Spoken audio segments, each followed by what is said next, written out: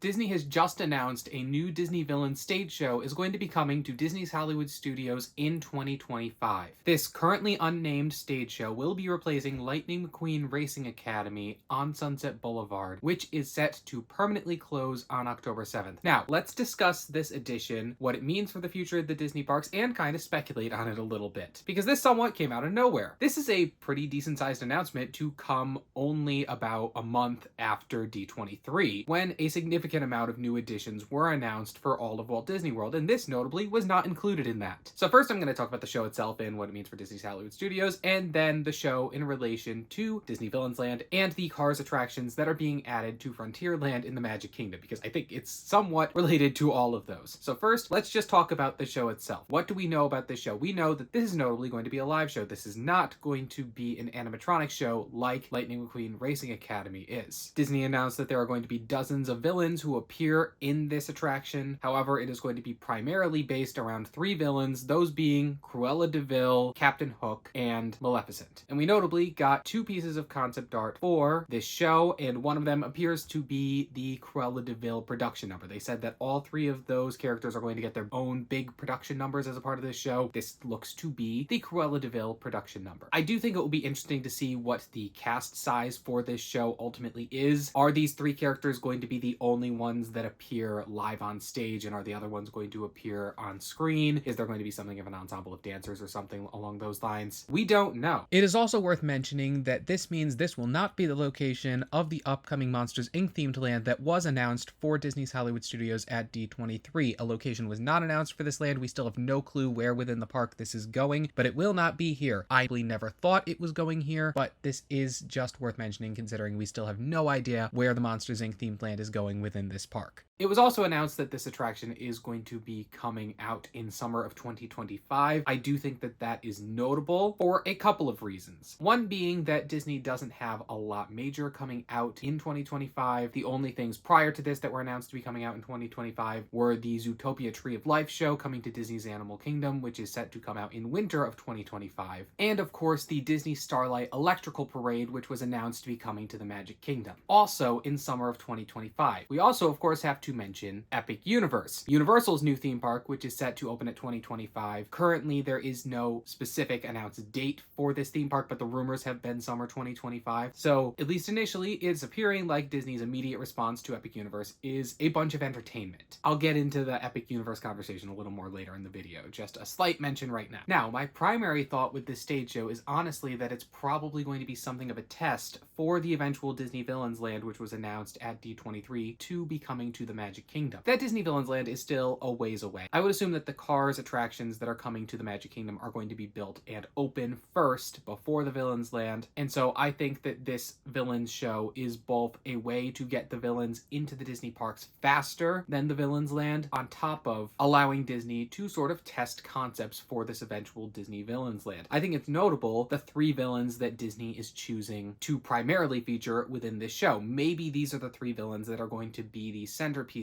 of the major offerings of the Disney Villains Land, and Disney wants to test the popularity of them, as well as maybe any of the other villains that are going to be minorly featured in this show. There are several other villains that you can see in the concept art and assumably will be featured in this stage show in some form beyond these three, which I'm taking note of as to villains that Disney is choosing to highlight, and ones that I would say are more likely to feature something within the Disney Villains Land, be it a shop, a restaurant, something. It's a whole land. Not everyone's going to get a ride, but all of these people might be featured with something. And those villains that are highlighted in the concept art are Ursula, Yzma, Scar, the Queen of Hearts, the Magic Mirror, Hades, Jafar, and of course the three that are primarily being featured, Cruella, Maleficent, and Captain Hook. Given that these are the ones that Disney chose to highlight in this concept art, I'm beginning to think that these are the primary villains that Disney is looking at as they are designing this Disney Villains Land. Which, from the concept art we have of the Disney Villains Land, it's vague enough that we really don't know what characters were going to be featured beyond the fact that Maleficent in her dragon form appears within the concept art. Again, I would expect this stage show to be something of a test for Disney Villains Land, that Disney, outside of Halloween events, has not done much with the Disney villains over the years, specifically without the presence of the heroes being alongside them in the Disney parks. And so I think that this stage show is a great way for Disney to test tone for what they're going to do with the Disney villains things. Sort of see, given that Disney is a family park, how much kids are willing to stand of villains without being overly frightened and merch sales, what characters are the most popular, what characters are less popular, and sort of how much they can get away with villains within a Disney theme park. And assuming it's popular enough, I could even see this maybe even making its way to the Disney Villains Land, or a stage show making its way to the Disney Villains Land when it eventually happens. I almost don't think that this is going to be a permanent thing in Disney's Hollywood Studios. This seems sort of like what the Cars attraction was. An attraction putting a very popular franchise into the Disney parks in some way before they find a more major way of permanently incorporating it into Disney World. And I wouldn't be surprised if this only lasts about until whenever Villains Land opens. But it also enables Disney to have the villains in the theme parks much earlier than the Disney Villains Land, that the Disney Villains Land realistically is going to take years to build, and likely there are going to be some parts of it they're not even going to be able to build until after the Cars attractions. This is something I wouldn't expect to see until likely the latter half of the decade at this point. It is probably an addition that is closer to 2030 than it is to right now. Disney themselves have given no timeline on when the Disney Villains Land will be opening. This is a way that the Disney villains will be in the Disney theme parks in less than a year, which is incredibly exciting to me. This show looks like a lot of fun. This looks like something that I personally will enjoy far more than the Cars show. And notably, it will be opening up likely alongside Universal's Epic Universe theme park, which notably includes a Villains Land, which I would argue is one of the most direct theme park parallels to a potential Disney Villains themed land, or show in this case, that one can possibly imagine. Having something to directly compare to Dark Universe and offer a preview of a much bigger response to Dark Universe later on seems like something that will at the very least keep Disney in the headlines next summer. My one hope with the Cars show is that they save that Lightning McQueen animatronic, because I did think that Lightning McQueen animatronic was fairly impressive. It's far more impressive than the animatronics that are in Radiator Springs Racers in Disney California Adventure. So I would love if they saved that animatronic and incorporated it into one of the Cars attractions that is going to be in Frontierland at the Magic Kingdom. And I wouldn't be surprised at all if Disney did that. I wouldn't be surprised if that is part of the reason for Disney closing this Cars show, to try and reutilize at least that. I don't think there's anything else within the Cars show that they can reutilize, considering it's mostly screens beyond that animatronic. But that animatronic is really impressive, and I hope that it doesn't just disappear. But overall, it's exciting to see a Disney announcement after D23. I always felt that the Cars show was kind of just really let down by its location in the park, in that because it wasn't anything major, it was a nice show, but it wasn't like a major e-ticket attraction in the park. People didn't even realize it was there. I think that people will specifically come to this location of the park for this Disney Villain show. And given that it's a bit more tucked away, I think that that makes it easier, given there are probably some small children that will not want to see this show. Obviously, we do not yet know tone for either this or the Disney Villains Land, but truly, I'm excited for this show. I'm excited that it's hopefully going to offer something of a preview of the Disney Villains Land coming to the Magic Kingdom, and I cannot wait to see what this ends up being.